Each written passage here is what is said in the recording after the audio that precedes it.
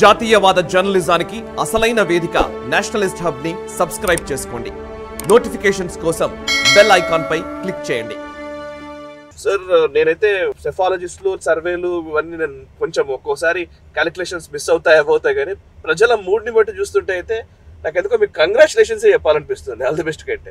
Thank you very much. And ఆ feel అయితే definitely ప్రతి మీటింగ్లో కనిపిస్తుంది. మోడీ పట్ల అభిమానం కానీ, నా పట్ల సానుభూతి కానీ, నమ్మకం కానీ, ఈ యొక్క ఢిల్లీలో మోడీ, భువనగిరిలో బూరా అనే నినాదం ఒక సామాన్య మహిళలు, వృద్ధులు, అత్యధిక పేదరికంలో ఉన్న వాళ్ళ నుంచి కూడా మోడీకి వెయ్యాలనేది ఒక స్పష్టంగా అనిపిస్తుంది. కాబట్టి మా గెలుపు ఇక్కడ దక్షిణ తెలంగాణ, స్పెషల్ నల్గొండ ఏదైతే కాంగ్రెస్ కంచుకోవటం బీటలు కాస్త మాత్రం ఈరోజు కాషాయ జెండా చేయబోతుంది. ఓకే సార్, భువనగిరి నుంచి మీరు ఇంతకుముందు నాకు స్టూడియోలో ఇచ్చిన ఇంటర్వ్యూ కూడా గుర్తుంది. చాలా మంది కమెంట్లు పెట్టినారు, చాలా మంది అడుగుతున్నారు మీరు ఖచ్చితంగా గెలుస్తారని. చాలా మంది ఆశాభా దృక్పథంతో ఉన్నవాళ్ళు ఉన్నారు. యాక్చువల్లీ నాకు ఇప్పుడు భువనగిరిలో ఇప్పుడు నాకు చూస్తున్నా, ఇందాక మీరు స్పీచ్ ఇస్తున్నారు, స్పీచ్ లో చెప్తూ ఉన్నారు పూరా ఘనత ఏంటి, మోదీ ఘనత ఏంటి అని చదివారు లిస్ట్ అంతా. అండ్ 3D ఫార్ములా ఏదో చెప్పారు. ఈ 3D ఫార్ములా ఏంటి ఒకసారి చెప్తారు? అంటే జనరల్గా ఏంటంటే ప్రజలకు కమ్యూనికేట్ చేయడానికి లెంతీ స్పీచెస్ కంటే షార్ట్ ఫామ్లో చెప్తే వాళ్ళకు ఈజీగా అర్థమవుతుంది. మోడీ ఇప్పుడు మనం రామాయణం 3 ముక్కల్లో చెప్పమని అడుగుతారు.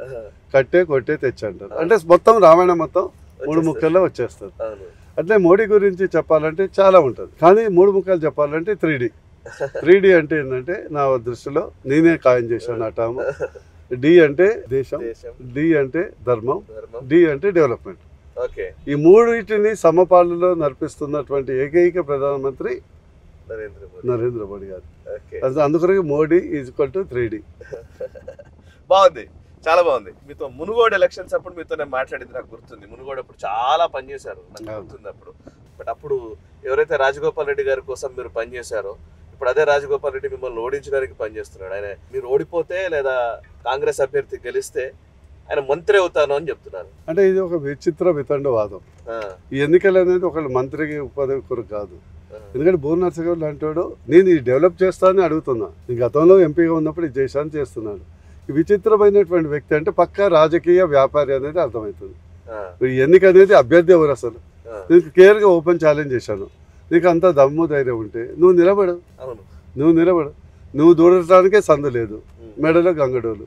అండ్ ఈయన గెలుపు అనేది కాంగ్రెస్ గెలుపు, వీరు వ్యక్తిగత గెలుపు కాదు. వీరు వ్యక్తిగతంగా ఓడిపోతున్నారు, కాంగ్రెస్ హవా నడుస్తుందని జంప్ అయ్యిండు. మాట మీద నిలబడే వ్యక్తి కాదు. నిరంతరం ఉదయం, మధ్యాహ్నం, సాయంత్రం ఒకే రోజులో 3 భాషల్లో 3 రకాలుగా మాట్లాడే వ్యక్తి, ఫ్రీ ఎంటర్టైనరు. అలాంటి రాజగోపాల్ సో లాక్కోవటానికి ఇదే సొంత ఆస్తులు కాదు కదా. ఈ పదవులన్నీ ప్రజలు ఇచ్చే బాధ్యత, అదే కదా వ్యత్యాసం. బూర నరసింహరావుకు ఆయనకున్న వ్యత్యాసం, ఆయన పదవి అనేది రాజకీయ వ్యాపారం. ఎందుకో వ్యాపారం అంటుందంటే ఆయన ఆస్తులు 2009లో 19 కోట్లు, ఈరోజు 500 కోట్లు దాటున్నాయి. ఓన్లీ పదవి ద్వారా సంపాదించారు, కాంట్రాక్ట్.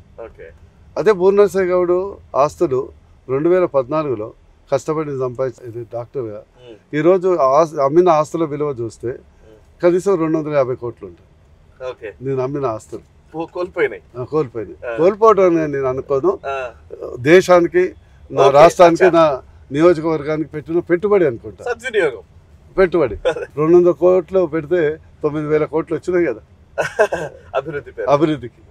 ఈ వీడియో మీకు నచ్చినట్టయితే లైక్ చేయండి, 10 మందికి షేర్ చేయండి. అలాగే కామెంట్ల రూపంలో మీ అభిప్రాయాలను మాతో పంచుకోండి. Nationalist hub group of channels ను సబ్స్క్రైబ్ చేసుకుని తెలుగునాట జాతీయవాద జర్నలిజాన్ని ప్రోత్సహించండి. ఈ వీడియో కింద ఉన్న బెల్ ఐకాన్ పై క్లిక్ చేయడం మర్చిపోవద్దు.